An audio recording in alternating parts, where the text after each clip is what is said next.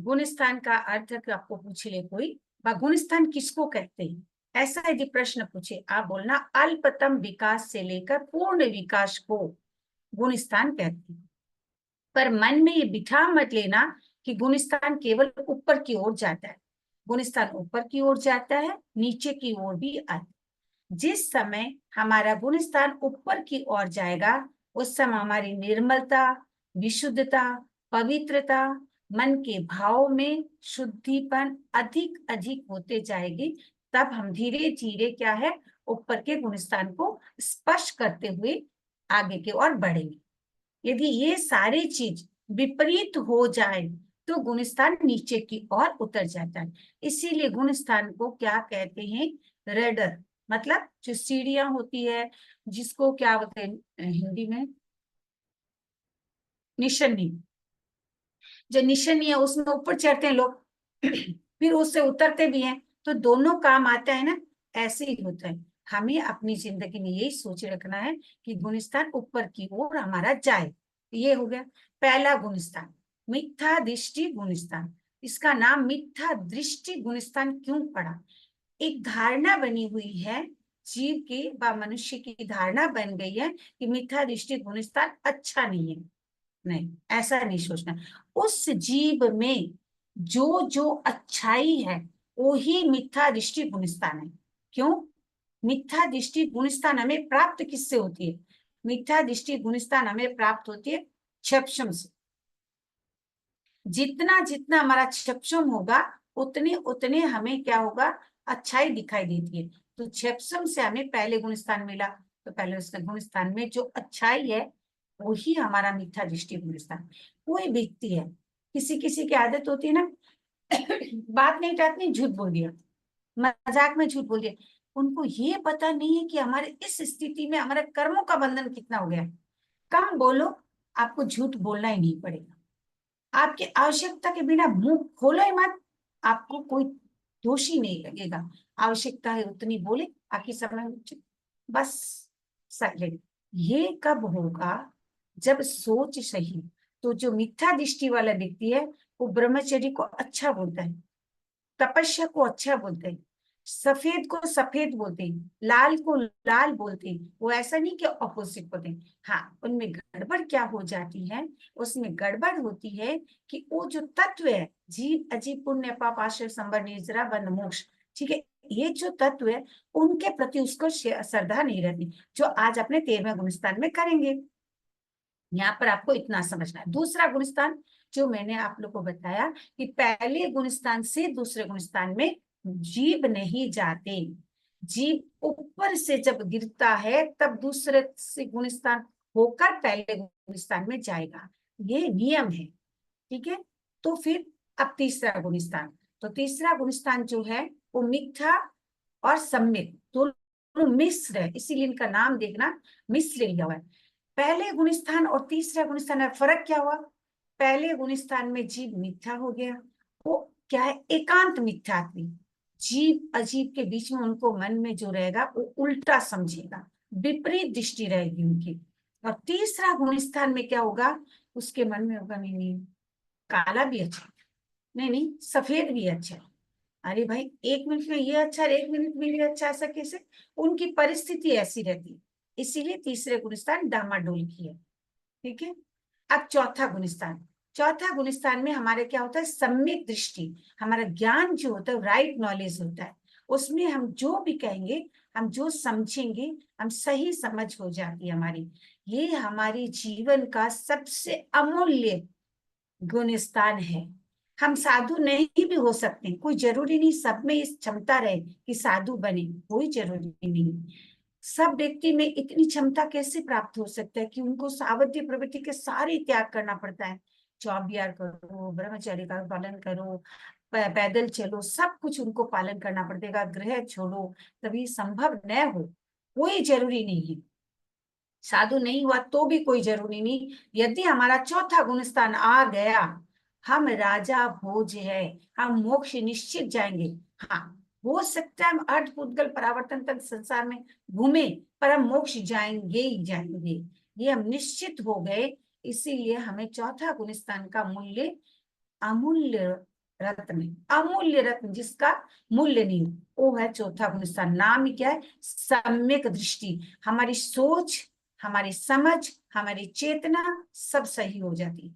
अब रहे पांचवा गुणस्थान, देश वृत्ति गुणस्थान। देश, देश मतलब ये नहीं भारत वर्ष है, ये अमेरिका है, ये लंदन है, वो सब नहीं है, यूके नहीं है, ये देश नहीं। देश मीन्स अंश, कुछ अंशों में जो चीज का छोड़ा जाता है उसे देश कहा जाता है। यहाँ हम व्रत का पालन जो करते हैं, एक अंश से पालन करते हैं, कुछ कुछ अंशों से हमने त्याग शुरू कर देते हैं, इसीलिए हम देश व्रती। व्रत मीन्स नियम, जिस नियम को हम कुछ अंशों से पालन करना प्रारंभ कर देते हैं, वो हमारा पंचम गुणस्थान है। उसका नाम है देश वृत्ति। वृत्ति मीन्स त्याग और देश मीन्स अंश। और कौन कर सकते हैं? श्रावक कर सकते हैं, अपने कर सकते हैं। छठा गुणस्थान कौन सा? प्रमथ सहित गुणस्थान। साधु है, कभी भी बहनों ध्यान रखना, साधु की मैं गलती देखी, कभी साधु गोचरी माए, मारे घरे तो इतनी गोचरी ली, मारे घर इतनी ली, थारे घरे इतनी ली। बहनों, आपका जो भी दान दिया, वो दान आपका निष्फल हो गया। शब्दों को चयन करके साधु संतों के बारे में बोलना चाहिए। आज गुरु की कृपा से मेरे घर गोचरी हुई, बस उनकी चाहना आपके घर की चीजों की ज्यादा थी तो आपके घर से ज्यादा ले ली। इसका मतलब सामने वाले के घर में एक टुकड़ा बिस्किट लिया, उनकी कोई कमी हो गई नहीं। हो सकता है आपके घर से ज्यादा लिया, आपको कुछ फल नहीं मिला, सामने के घर से एक टुकड़ा बिस्किट लिया और वो अपना आगे का पथ हो सकते प्रशस्त मार्ग अपना लिया। वो कैसे? एक व्यक्ति था, बैठा बैठा रोज भावना भाता, कब महाराज मेरे घर पधारे, कब भगवान मेरे घर पधारे, मैं कब व्रत निभ जाऊं, मैं कब व्रत निभ जाऊं। और एक व्यक्ति था, धनवान था, दासी को जैसे भगवान उनके घर विराज गए, मतलब पधार गए, और दासी को कहा तुम उसको दान दे दो। दासी ने जितना था दे दिया, बस। अब दान तो ओ दिया, धुंध भी उधर बजी, इधर 1 मिनट की भावना में कमी रह गई, जीर्ण और पूर्ण दूसरा वक्ता केवल होने में लेट हो गया। नहीं तो उनको केवल ज्ञान हो जाता, दान दिया नहीं, केवल भावना से उनको केवल ज्ञान हो जाता।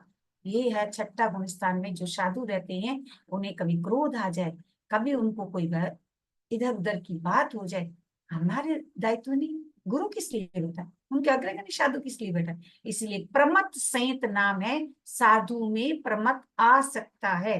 छठा गुणस्थान के साधु, सातवें गुणस्थान के साधु को प्रमथ नहीं आता, वो अप्रमथ है। ठीक है, अप्रमथ जो साधु होते हैं उसमें क्रोध मान माया लोभ है, अभी तक है, परंतु दबे हुए, मतलब उनके मन में जो है वो शांत प्रकृति के हो जाएंगे, कषाय उनकी उफान नहीं लाएंगे। अपने छोटी सी बात हुई, थे मनिया के जो थे मना वो के जो, आपको स्पष्ट रूप में संसारी कहना पड़े, करना पड़े, कतर पतर करके उसके लिए समय बर्बाद नहीं करना है। ये सातवें गुणस्थान वाले जो जीव होंगे उनके मन में बहुत ही शांत प्रकृति। आठवां भी वैसे, आठवां गुणस्थान का नाम कहीं कहीं अपूर्व गुणस्थान भी होगा, वहां से 2 श्रेणियां निकलती है। जो श्रेणियां एक हमारे मोक्ष के उधर ले जाती है, एक श्रेणी जो होती है उपशम श्रेणी, वो वापिस गिरने का काम भी करना पड़ता है। तो आठवां गुणस्थान का नाम क्या दिया? आठवां गुणस्थान का नाम दिया निवृत्ति बादर गुणस्थान। इसमें जो कषाय होती है, जो स्थूल कषाय होती है, उसकी निवृत्ति हो जाती है, इसीलिए इसका नाम निवृत्ति। यहाँ 2 श्रेणियां ही निकलती, कौन से गुणस्थान में 2 श्रेणियां निकलती हैं? आठवां गुणस्थान में। इसीलिए इनका क्या नाम दिया जा सकता है? अपूर्व। कारण जीवन में कभी भी ऐसा समय इससे पहले आता ही नहीं है, इसीलिए इस गुणस्थान का नाम अपूर्व हो गया। नौवां गुणस्थान है। अब जो बच्चे कुच्चे हमारी कषाय रहती है स्थूल की, वो वहां नौवें गुणस्थान में निवृत्त नहीं होगा, उस अपेक्षा से उसका नाम अनिवृत्ति। मन में आ सकता है आठवां गुणस्थान का नाम निवृत्ति दिया और नौवां गुणस्थान का अनिवृत्ति क्यों दिया? कारण ये डिफरेंस हो गया। ठीक है, 10वां गुणस्थान सूक्ष्म संप्राय। इसके मतलब सूक्ष्म मतलब अति छोटा, संप्राय मीन्स लोभ। अब 10वां गुणस्थान में जो जीव है उसका केवल सामान्य लोभ कषाय की बाकी रह गया, इसीलिए इस गुणस्थान का नाम सूक्ष्म संप्राय। 11वें गुणस्थान का नाम उपशम। हमारी जो कषाय है, सबसे पहले क्या है याद रखना, 8 कर्मों में मोहनीय कर्म राजा है, ये हमें सारा दिन भर तड़पाने का काम करता है। ये 12वां गुणस्थान अभी तक आए नहीं है। 11वें गुणस्थान का रिपोर्ट, 11वें गुणस्थान में सारे के सारे कषाय केवल मौन कर्म, 8 कर्मों में एक कर्म का काम केवल हमारे 11वें गुणस्थान होता है, और सारी कषाया उपशांत हो जाती है, इसीलिए इनका नाम उपशांत मोह हो गया। अब यहां से जो जीव वो नीचे गिरेगा, हो सकता है वो आकर 7वें गुणस्थान में भी संभल जाए, छठा में भी संभल जाए, 5वां में भी संभल जाए, चौथा में भी संभल जाए। चौथा में दिन नहीं संभला, तब वो अब दूसरे गुणस्थान होकर वो क्या पहले गुणस्थान में जाएगा। इसीलिए दूसरा गुणस्थान का नाम शाश्वतन गुणस्थान है। केवल टेस्ट करते, जो ध्यान रखिएगा, टेस्ट के बाद भी मैं बहनों को बार बार बोलती हूँ, ये टेस्ट करने की आदत छोड़ दीजिए, सूंघने की आदत करें। चाय मीठी की फीकी आपको पता चल जाएगा, सब्जी में नमक है कि नहीं आपको पता चल जाएगा। मैं कभी नहीं चाखी हूँ, कभी नहीं चाहती, और मुझे कोई बोलते हैं तो मैं अपने नहीं, मेरे को शौक है चाखने का, शौक है।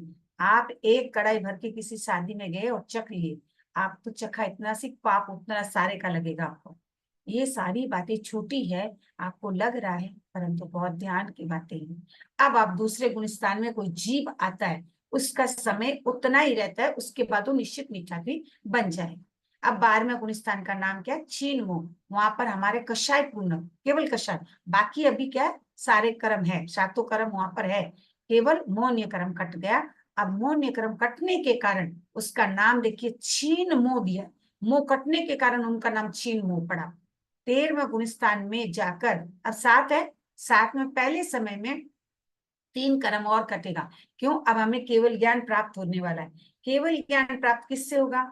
ज्ञानावरणीय कर्म कटने से, तो यहाँ कट जाएगा, इससे केवल ज्ञान। केवल दर्शन कहाँ से होगा?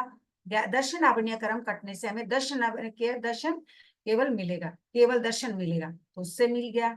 और हमारे अब जो क्या रहा, अंतराय छूटेगी, हमें शक्तियां मिलेगी। तो हमारी जो केवल ज्ञान हुआ, केवल दर्शन हुआ, हमें जो शक्तियां मिली, और मोह कर्म हमारा पहले छीन हो गया। ये सारे 4 कर्म का अब क्या है हमारे पास और नहीं रहा। इन चारों कर्म को हम पहले बता चुके हैं आपको, ये 4 कर्म हमारे घाती कर्म है। यहाँ हमें केवल ज्ञान प्राप्त होगा 13वें गुणस्थान में, इसीलिए इनका नाम क्या दिया? केवली। परंतु साथ में एक शब्द है सहयोगी। हमारी जो मन वचन काय की प्रवृत्ति है, वो केवल ही भगवान भी करते हैं। आप बोलेंगे अब वो तो केवल ज्ञान होगी, उनकी क्या आवश्यकता थी? आवश्यकता नहीं थी, परंतु अपने को उद्धार कौन करेगा? केवल ज्ञानी भगवान है, वो तीर्थंकर अपने को उद्धार करेंगे। अपने ऐसे बैठे संसार में घूम रहे, वो बताएंगे अपने को कब तक इस संसार में घूमोगे, कितना भी हो जाए, आप चक्रवर्ती क्यों ना बन जाए, ये पूरा वर्ल्ड आपका अधीन में क्यों ना आ जाए, गति जब मरनेगा तब तो खाली हाथ जाना है, निश्चित ही है, कुछ भी साथ में जाने वाला नहीं। परंतु भगवान अपने को क्या सिखा रहे हैं कि उस जन्म मरण से मोक्ष जाने का जो रास्ता है वो भगवान बताएंगे। ये केवल यानी प्रवचन करते हैं, प्रवचन मतलब बोलना। अब शरीर भी हिलेगा तो उनके मन वचन का ही जो है उनकी प्रवृत्ति होती है, इसलिए सही होगी। अब रहा हमारा 4वां गुणस्थान, अब सारा स्टॉप हो जाएगा यहाँ ना। 13वां गुणस्थान में ही हमारे शुक्ल ध्यान जो बात है, वो 8वां गुणस्थान से लेकर धीरे धीरे शुक्ल ध्यान बढ़ता है। ध्यानों का 4 प्रकार अलग है, आप जो पढ़ रहे हो वो शुक्ल ध्यान का 4 प्रकार भी आप पढ़े नहीं हो, इसलिए इतना ही समझो। आप लोग को इतना ही पूछा जाएगा, इतना ज्यादा पूछेगा भी नहीं। सहयोगी के लिए क्या है तो आप बता सकते हो। 14वां गुणस्थान में अयोगी, सारे योग मन वचन काय की प्रवृत्ति पूर्ण रूप में क्या होता है, स्टॉप हो जाता है, एकदम बंद हो जाता है, इसीलिए इनका नाम अयोगी। क्या है? अयोगी, केवल ही है किंतु अयोगी है। ज्ञान दर्शन होता है। ये हमारा 14वां गुणस्थान पूरा हुआ, और ये 14वां गुणस्थान से क्या है, हम मोक्ष के इसके बाद 14वां गुणस्थान कंप्लीट करेंगे। तो जो 4 अघाती कर्म बचे थे, कंप्लीट होने के बाद 4 जो अघाती कर्म काट कर सिद्ध बुद्ध मुक्त हो जाते, ये था आपका गुणस्थान का। अब हम आते 12वां गुण। 12वां गुण आप लोग याद कर चुके हो, 5 इंद्रियों का 23 विषय। 5 इंद्रिय आप लोग पहले पढ़ चुके हो। चौथा में क्या पढ़े हो? 5 इंद्रिया पढ़े हो ना, वहां पर जो आपने 5 इंद्रिया पढ़ी, वही इंद्रिया यहाँ पर है, उसमें नाम आपने पढ़ लिया, इंद्रिय का काम पढ़ लिया। अब यहाँ पर आपके इंद्रियों के साथ हमारा विषय क्या है, किस इंद्रिय में कौन सी विषय जुड़ी हुई है, वो 12वें गुणस्थान में आएंगे। तो 12वें गुणस्थान में 5 इंद्रिय की 23 विषय। इससे क्या बताना चाहते हैं कि पांचों इंद्रिय का नाम हो गया, विषय हो गया, ये सारे आपको समझ में आ गए। पर इनमें बताने का है कि हमारे जैसे श्रोतेंद्रिय तो ये क्या करते हैं, सुनता है, नाक क्या सुनता है, कान आंखें जो है वो देखता है, उसके बाद में हमारे स्पर्श जो है उसे हमें क्या समझ में आती है, ये बातें को क्लियर करके लिखा है। समझ में आया आप लोग को? तो अब आप में आज 12वां गुणस्तान, मैं जितना जैसा प्रश्न होता है मैं उतने ही टच कर रही हूँ, बहुत ज्यादा डीप में ले जाना आपको मुश्किल हो जाएगा। संसार में समस्त पदार्थ को क्या है, दो प्रकार का भाग किया गया। आपको पूछा जाए कि पदार्थ कितने प्रकार, दो प्रकार, एक है मूर्त, एक है अमूर्त। ठीक है, मूर्त और अमूर्त मतलब क्या होता है, हमने पहले आपको एक शब्द का प्रयोग कर दिया है कि 5 इंद्रिय के 23 विषय जो दिया गया है, इनका अपने अपने विषय होगा। अब सबसे पहले इंपॉर्टेंट है कि हमारा आंख का काम क्या, देखने का ना। आप सोच रहे हो कि 23 विषय, आंख का काम देखने का है, तो आंख सुनने का काम भी कर लेगी? नहीं, वो कर नहीं पाएगी। जिस इंद्रियों का जो काम होता है वही काम कर सकती है, परंतु बॉडी में पांचों इंद्रियों का बहुत ही महत्वपूर्ण स्थान है, इसीलिए इनको इंद्रिय के लिए। स्पर्श इंद्रिय के डिवीजन के नाम प्लीज बताएं। हाँ, 8 है, 8 है ना। शीत उष्ण वो आपने पढ़ा है, अभी आऊंगी ना, देखो यहाँ पर, शीत उष्ण रुक्ष स्निग्ध लघु गुरु मृदु कर्कश, ये उनका विषय है। ठीक है, इसको आप क्लियर कर। आप अभी आंख की बात चल रही थी, आंख का काम है देखने का, तो केवल वो देखेगी, ऐसा नहीं है कि इतना नाम इसका इंद्रिय दिए। इंद्रिय मतलब क्या होता है, जो हमारे जितने लोग होते हैं उसमें श्रेष्ठ होते हैं उनको इंद्र कहते हैं। तो हमारे बॉडी में जो 5 ऑर्गन्स है उसमें पांचों ऑर्गन्स जो है वो श्रेष्ठ है, इसीलिए इसको इंद्रिय नाम जोड़ दिए कि इंद्र, इंद्र, इंद्र से इंद्रियां, क्या ये प्लूरल हो गया, इंद्रियां जोड़ दिया। परंतु कान का काम सुनना तो सुनेगा, नाक का काम जो करेगा, तो पांचों इंद्र का अपने अपना काम है, वो ही करेगा, अलग नहीं करेगा। अब हमें इसे कैसे समझा जाए, इससे पहले समझने के लिए 2 शब्द को याद रखना है, एक मूर्त एक अमूर्त। ये शब्द कभी कभी आप लोग को पूछ लिया जाता है कि मूर्त और अमूर्त किसको कहते हैं। ठीक है, मूर्त मतलब क्या होता है, जो हमें दिखाई देती है मूर्त, जो हमें दिखाई नहीं देती है वो अमूर्त। आप बोलेंगे संसार में जो जो चीजें हम देखते हैं मूर्त है, हाँ जो देखते हो तो इस मूर्त है ही।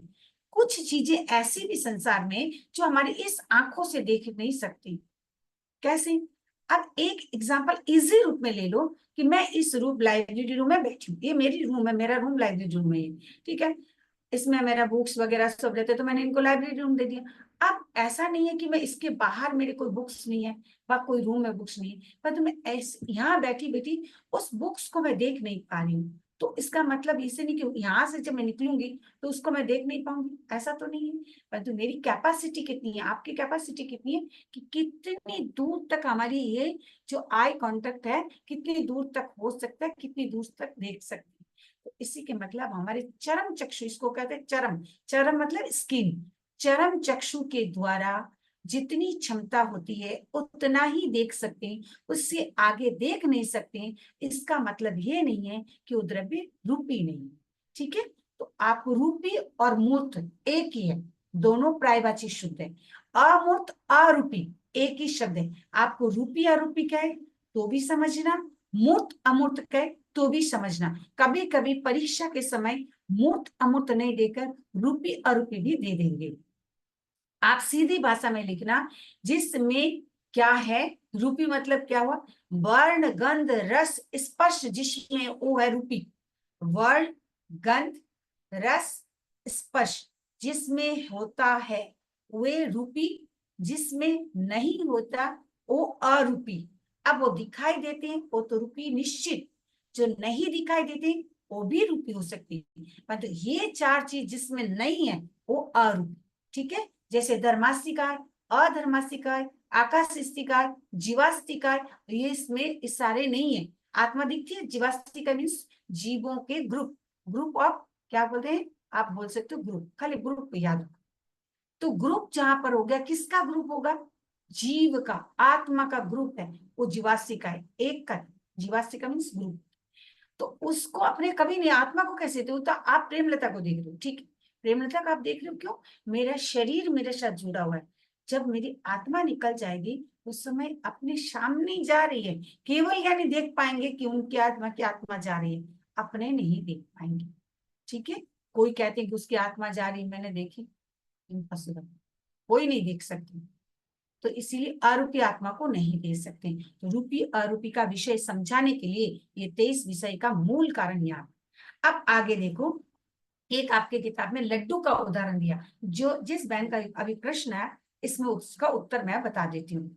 लड्डू आपके हाथ में दिया, जैसे आपकी किताब में लड्डू का उदाहरण दिया, हम लोग बहुत सारे अलग भी लेते हैं।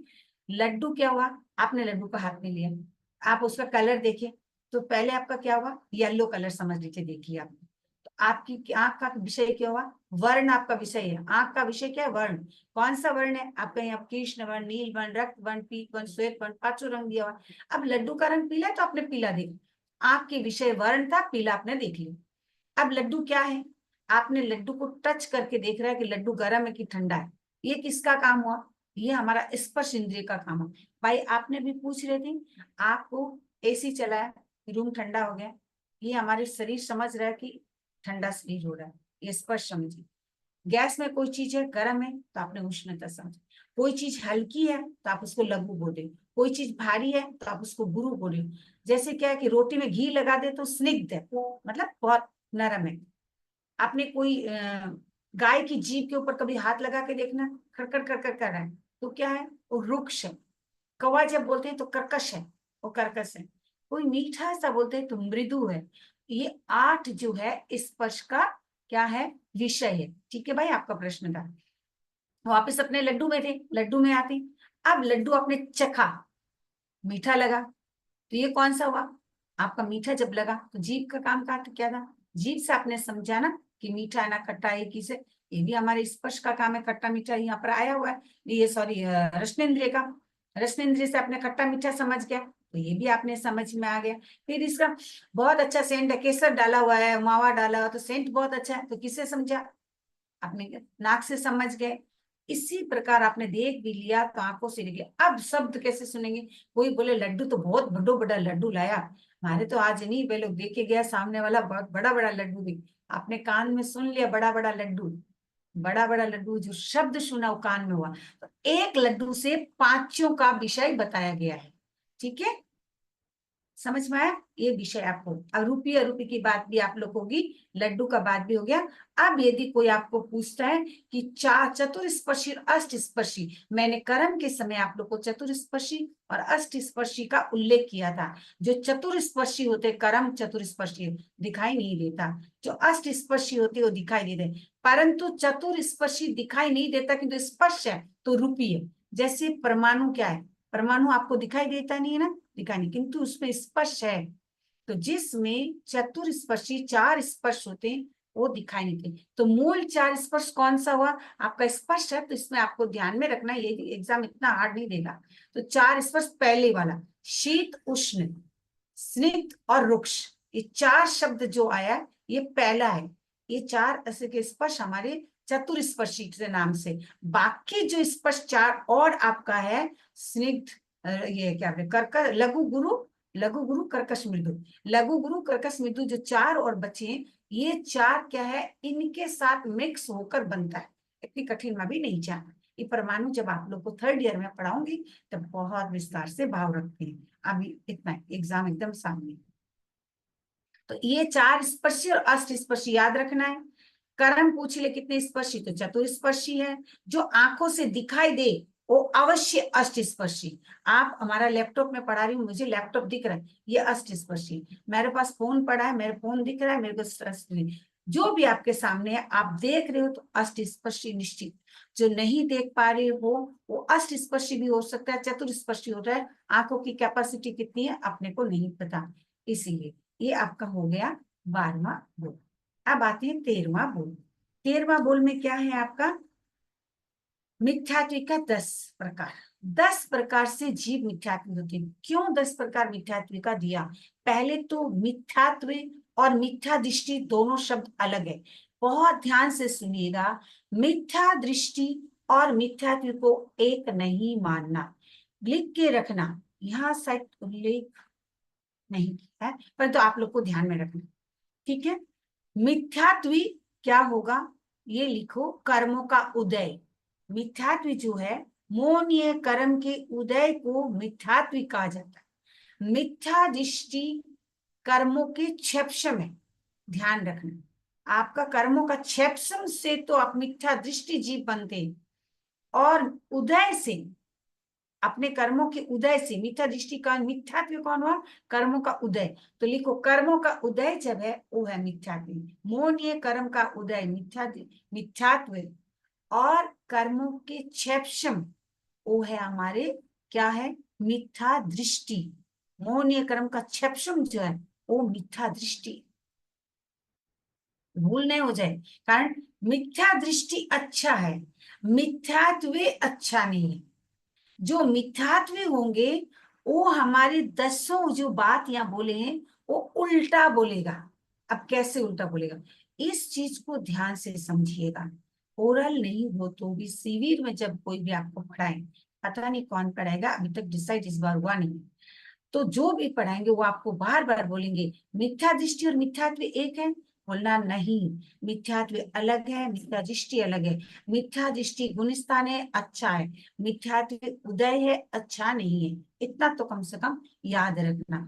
अब उदय कैसे, अपने बोलते ना, अरे आज तो मेरे सिर, अच्छा बाबा मेरा सिर में बहुत दर्द हो रहा है, कभी कभी बोलते हो ना, तो इससे मतलब क्या हुआ, कर्मों का, कौन से कर्मों का उदय हुआ, वेदनीय कर्म का उदय, जो जिस समय भोगा जाता है उसको। तो कोई भी कर्म का उदय होता है वो कैसे अच्छा होता है। अब आपने पुण्य का उदय, वो बात अलग है। यहाँ पर मिथ्यात्व की उदय है, इसीलिए मिथ्यात्व अच्छा नहीं है, मिथ्या दृष्टि अच्छा है। ठीक है, मिथ्या दृष्टि अच्छा है।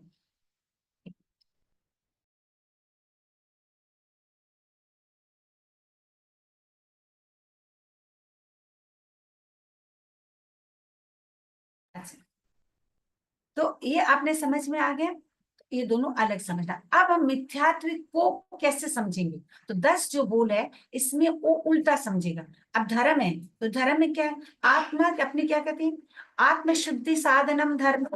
आत्मा जिससे शुद्धि होगा वो हमारा धर्म है। ये क्या करेंगे, आज उल्टा बोलेंगे। जैसे आत्मा स्वरूप का पूर्ण उदय मोक्ष है, दो धर्म का के संबर और निर्जरा। अब वो क्या है, संबर के अर्थ है न्याय कर्म को रोकना, निर्जरा का कर्म का क्षय करना। इन्होंने इस चीजों को उल्टा मानेंगे, अच्छा नहीं मानेगा। धर्म को वो सही नहीं कहेगा, धर्म को अधर्म कहेगा, अधर्म को धर्म कहेंगे। अब मार्ग को कुमार्ग और कुमार्ग को कुमार्ग, ऐसे नहीं, मार्ग को कुमार्ग, उपमार्ग को कुमार्ग और कुमार्ग को मार्ग। मतलब जो मार्ग है, मार्ग कौन सा, मोक्ष जाने का मार्ग है, कुमार्ग बता रहे हैं, उल्टा हो गया। वैसे ही जीव को अजीब समझना।